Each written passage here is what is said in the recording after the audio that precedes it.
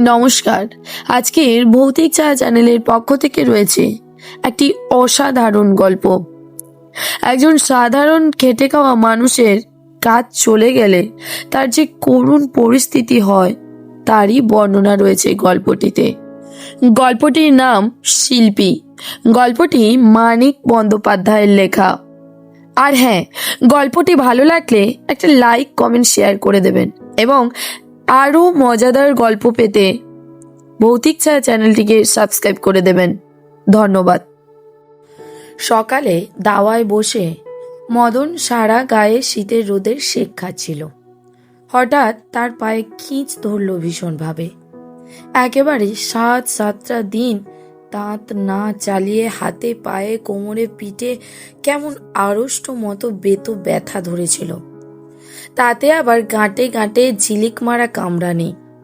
সুতো মেলে না, তাঁত চলে না, বিনা রোগে ব্যারাম ধরার মতো হদ্দ করে ফেলে। ঘন্টার পর ঘন্টা একটানা ধরা বাঁধা নরণচরণ তাঁত চালানোর কাজে তার অভাবে শরীরটা মিয়ে ঝিমিয়ে ব্যথিত ওঠে দুদিনে।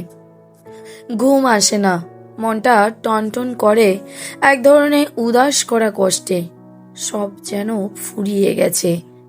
যাত্রা শুনতে গিয়ে নিমাই সন্ন্যাসী হয়ে বেরিয়ে যাওয়ার সময় যেমন লাগে তেমনই ধারা কষ্ট, ঢের বেশি জোরালো আর অফুরন্ত। শরীর মনের ওসব উদ্বেগ সয়ে চুপচাপ থাকে মদন। যা সয় তা সইবে না কেন? সকালে উঠেই মা গেছে বউকে সঙ্গে নিয়ে বাবুদের বাড়ি। বাড়ির মেয়েদের ধরবে।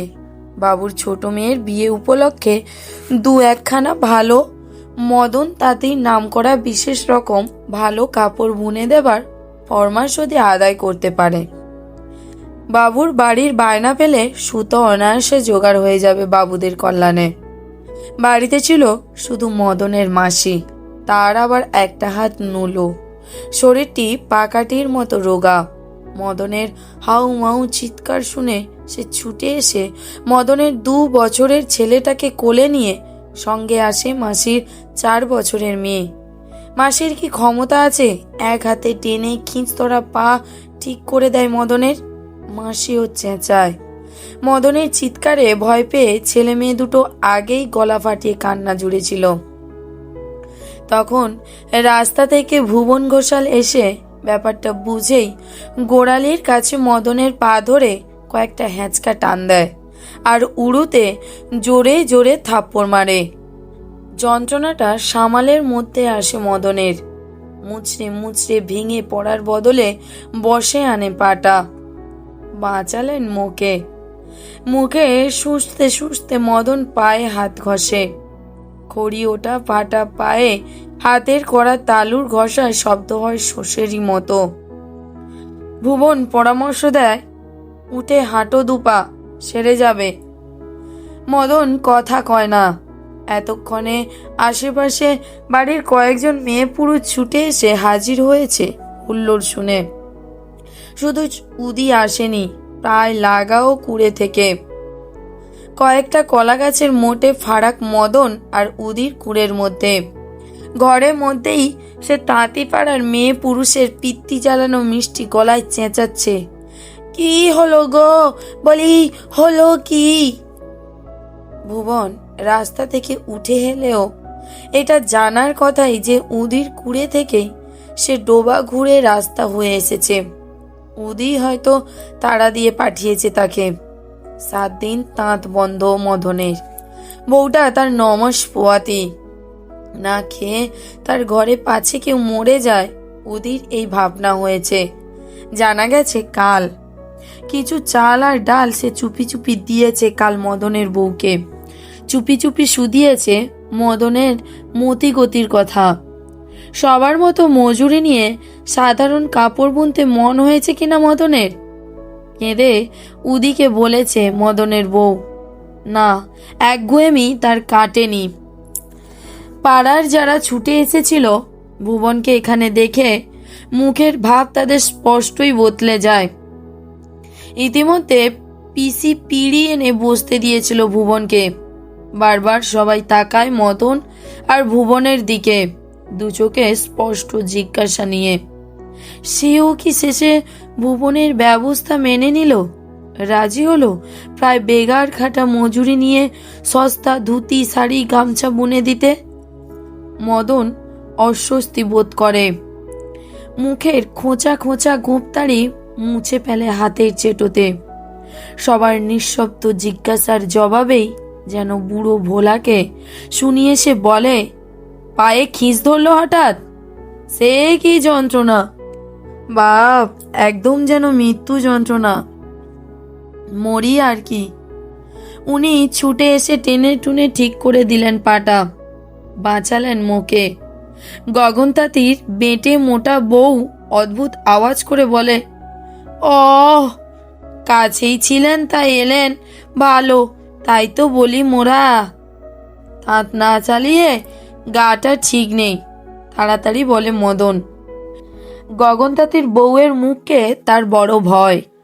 বৃন্দাবন দাঁড়িয়েছিল পিছনে অপরাধীর মতো, তার কুড়েও মদনের ঘরের প্রায় লাগাও। উত্তরে একটা আম গাছের ওপাশে, যার দুপাশের ডালপালা দুজনের চালকে প্রায় ছই ছই।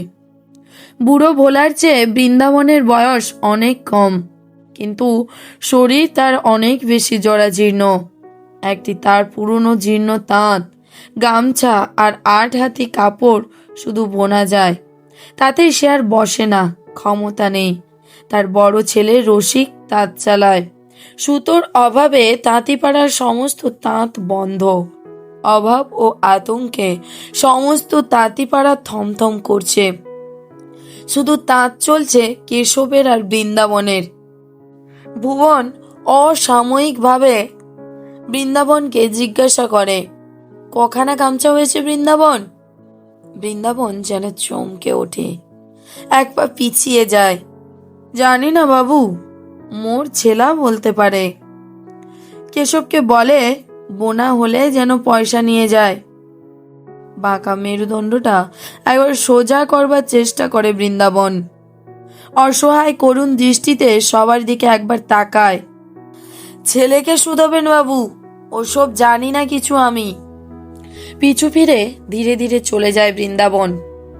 গগনের বউ বলে মুখ বাঁকিয়ে ঝাঁঝের সঙ্গে, আমি কিছু জানি না গো, মোর ছেলা জানে, কত ঢং জানে বুড়ো। বুড়ো ভোলা বলে, আহা থাম না বুনোর মা, অত কথায় কাজ কি? যন্ত্রণা গেছে না মদন?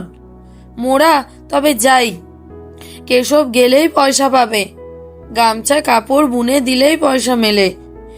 এসব কথা, এসব ইঙ্গিত দাঁড়িয়ে দাঁড়িয়ে শুনতে তারা ভয় পায়। সব ঘরে রোজগার বন্ধ, উপোস। ভুবন বলে, তোমার গায়ের তাঁতিরা জানো মদন, বড় বোকা। মদন নিজেও ৭ পুরুষে তাঁতি। রাগের মাথায় সে ব্যঙ্গই করে বসে।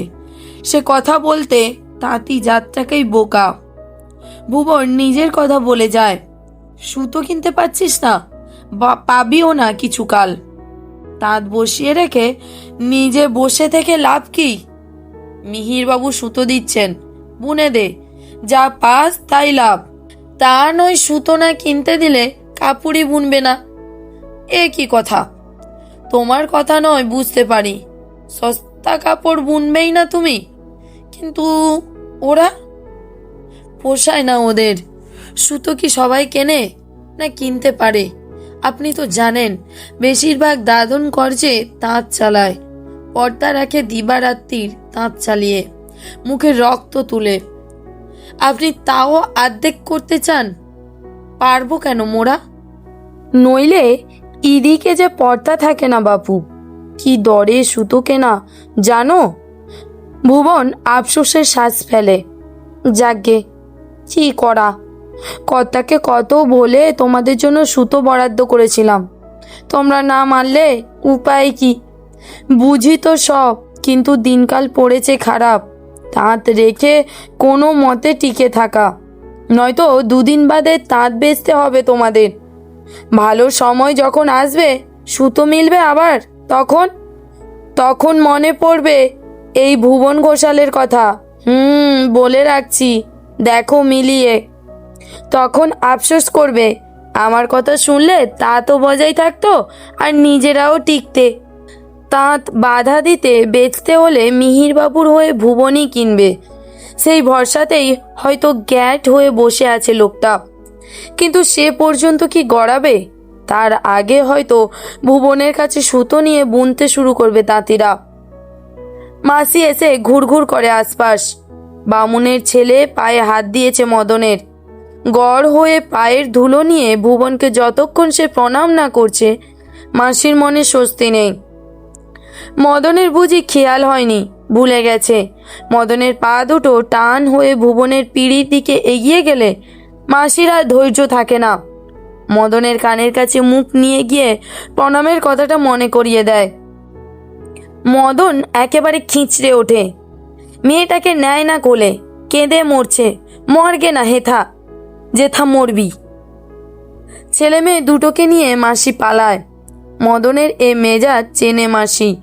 মেয়ে কাঁদছে বলে বকুনি মিছে, ওটা ছুতো।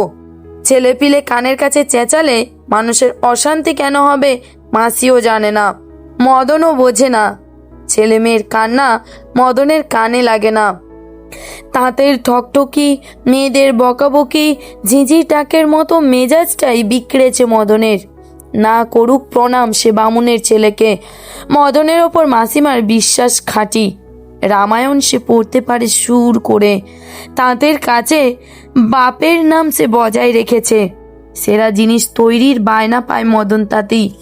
মদনের মার সঙ্গে কচি বয়সে এ বাড়িতে এসে মাসি শুনেছিল বাবুদের বাপের আমলে বেনারসি বুনে দেবার বায়না পেয়েছিল মদনের বাপ।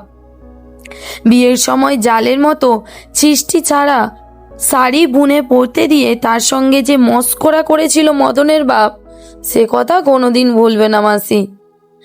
আজ আকাল, বায়না আসে না, সুতো মেলে না, তাঁত চলে না, তবু মদন ওচা কাপড় বোনে না।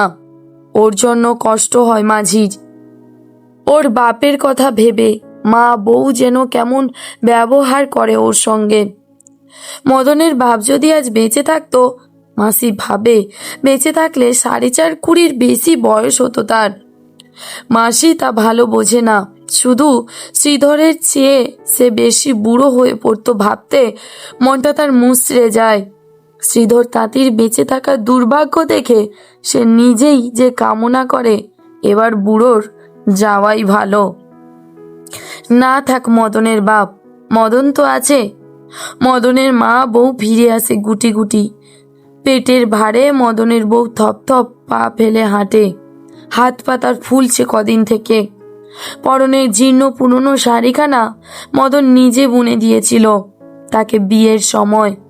এখনো পাড়ের বৈচিত্র্য, মিহি বুননের কোমল খাপি উজ্জ্বলতা সব মিলে এমন সুন্দর আছে কাপড়খানা যে অতি বিশ্রীভাবে পরলেও রুক্ষ জটাদার চুল চোখলা ওঠা, ফাটা চামড়া এসব চিহ্ন না থাকলে বাবুদের বাড়ির মেয়ে মনে করা যেত তাকে। মদনের মা বিড়বিড় করে বকতে বকতে আসছিল, লাঠি ধরে কুঁজো হয়ে। ভুবনের সামনে সে কিছু না বলেই মদন খুশি হতো, কিন্তু বুড়ির কি যে কাণ্ডজ্ঞান আছে। সামনে এসেই সে শুরু করে দেয় মদন তাঁতির এ অতি বশীকরণ। বসন্ত শাড়ির বায়নার কথা শুনেই বাবুর বাড়ির মেয়েদের হাসি টিটকারি দিয়ে তাদের বিদেয় করার কাহিনী। ওসব কাপড়ের চল আছে নাকি আর? দিদিমারা, ঝিরা আর চাষার ঘরের মেয়েরা পরে ওসব শাড়ি। মদন তাঁতির কাপড়, বনগাঁয় শ্যাল রাজা মদন তাঁতি বলল ওসব কথা। পা গুটিয়ে সিধে হয়ে বলে মদন, বেড়েছে বাবুরা, অতি বার হয়েছে বাবুদের, মরবে এবার। দাওয়ায় উঠতে টলে পড়বার উপক্রম করে মদনের বউ। খুঁটি ধরে সামলে নিয়ে ভিতরে চলে যায়। ভেতর থেকে তার উগ্র মন্তব্য আসে, 1 পয়সার মুরত নেই, গব্যগত। ভুবন সান্ত্বনা দিয়ে বলে, মেয়েরা অমন বলে মদন, ওসব কথায় কান দিতে নেই। তা বলে বাবুদের বাড়ির মেয়েরাও বলে, তার মা বউও বলে, উদিও বলে, কিন্তু সব মেয়েরা বলে না। এই তাঁতিপাড়ার অনেক মেয়েই বলে না। মদন তাঁতিকে সামনে খাড়া করিয়ে তারা বরং ঝগড়া করে ঘরের পুরুষদের সঙ্গে। মদনও তাঁত বোনে, তারাও তাঁত বোনে, পায়ের ধুলোর যুগ্গি নয় তারা। এক আঙুল গোপদারির মধ্যে ভাঙা দাঁতের হাসি জাগিয়ে মদন শোনায় ভুবনকে। একটা এঁড়ে তাঁতির তেজ আর নিচটায় একটু খটকাই যেন লাগে ভুবনের, একটু রাগ, একটু হিংসার জ্বালাও যেন হয়। সম্প্রতি মিহিরবাবুর তাঁতের কারবারে জড়িয়ে পড়ার পর সে শুনেছিল এই অঞ্চলের তাঁতি মহলে একটা কথা চলিত আছে, মদন যখন গামছা বুনবে গোড়ায় কথাটার মানে ভালো বোঝেনি, পরে টের পেয়েছিল সূর্য যখন পশ্চিমে উঠবে এর বদলে ওই কথাটা এদিকের তাঁতিরা ব্যবহার করে। সে জানে মদন যদি তার কাছ থেকে সুতো নিয়ে কাপড় বুনে দিতে রাজি হয়, কাল তাঁতিপাড়ার বেশিরভাগ লোক ছুটে আসবে তার কাছে সুতোর জন্য। বড় খামখেয়ালি একগুঁয়ে লোকটা, এই রাগে, এই হাসে হা উতাস করে, এই লম্বা চওড়া কথা কয় যেন রাজা মহারাজা। উঠবার সময় ভুবনের মনে হয় ঘর থেকে যেন একটা গোঙানির আওয়াজ কানে এলো। তারপরেই মাসির গলা, ও মদন, দেখছে বউ কেমন করছে। ভুবন গিয়ে ওদিকে পাঠিয়ে দেয় খবর নিতে। বেলা হয়েছে, তার বেরিয়ে পড়া দরকার, কাজ অনেক, কিন্তু মদনের ঘরের খবরটা না জেনে যেতে পারে না। তেমন একটা বিপদ ঘাড়ে চাপলে মদন হয়তো ভাঙতে পারে। উদির জন্য অপেক্ষা করতে করতে সে বিরক্ত হয়ে ওঠে। ও ছুরির বড় বাড়বাড়ি আছে সব বিষয়ে, খবর আনতে গিয়ে হয়তো সেবা করতেই লেগে গেছে মদনের বউয়ের। কি হয়েছে মদনের বউয়ের? কি হতে পারে? গুরুতর কিছু যদি হয়? উদি ফেরে অনেকক্ষণের পরে। অনেকটা পথ হেঁটে মদনের বউয়ের শরীরটা কেমন কেমন করছিল, একবার মূর্ছা গেছে। মনে হয়েছিল বুঝি ওই পর্যন্তই থাকবে, কিন্তু পরে মনে হচ্ছে প্রসব ব্যথাটাও উঠবে। প্রসব হতে গেলে মরবে মাগি এবার। একবেলা এক মুঠো ভাত পায় তো 3 বেলা উপোস। এমনি চলছে 2 মাস। গাল দিয়ে এলাম তাঁতিকে, মরণ হয় না। আখায় কাঠ খুঁজে নামানো হাঁড়িটা চাপিয়ে দেয়। বেটে আটো দেহটা পর্যন্ত তার পরিচয় দেয় দুর্জয় রাগের। বসাতে গিয়ে মাটি হাঁড়িটা যে ভাঙে না তাই আশ্চর্য। এখনো গেলে না যে? যাব, আলিস্যে লাগছে। ভাত খাবে? মোর রাধা ভাত।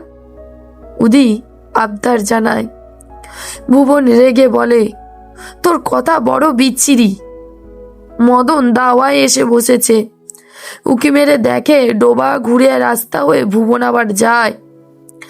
সকালের পিঁড়িটা সেইখানে পড়েছিল, তাতে জাঁকিয়ে বসে। কেমন আছে বউ?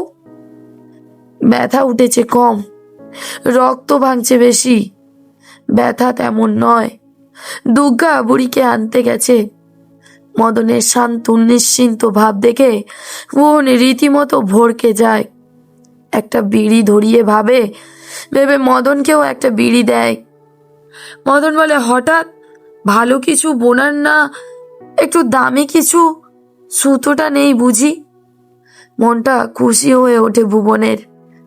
সামান্য আছে, কিন্তু বেনারসি ছাড়া তুমি কি কিছু বুনবে?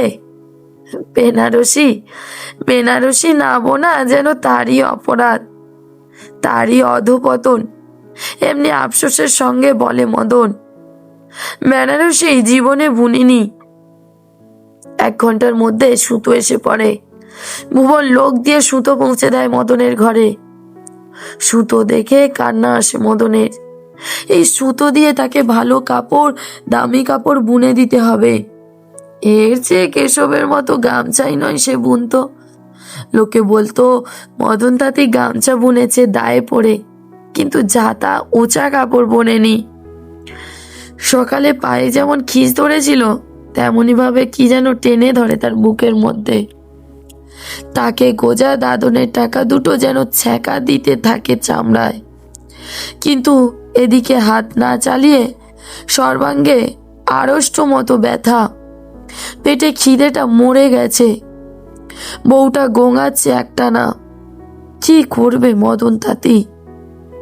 সেদিন রাত্রি যখন গম্ভীর হয়ে এসেছে, শীতের চাঁদের ম্লান আলোয় গা ঘুমিয়ে পড়েছে, চারদিক স্তব্ধ, নিঝুম হয়ে আছে।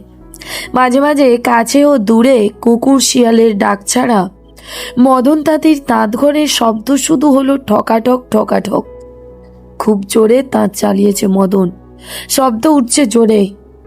ওদের ঘরে তো বটেই, বৃন্দাবনের ঘরে পর্যন্ত শব্দ পৌঁছতে থাকে তার তাঁত চালানোর।